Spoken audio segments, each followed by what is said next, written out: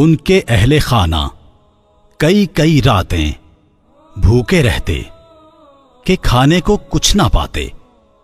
وہ کبھی نرم بستر پر نہیں لیٹے بلکہ کھجور کی چٹائی پر سویا کرتے تھے۔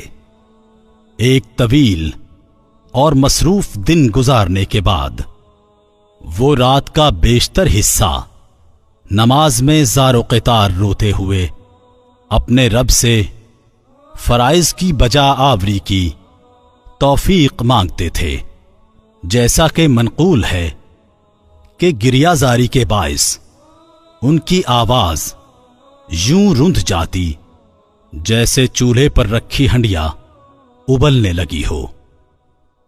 Professor Rama Krishna Rao, Islam and modern age.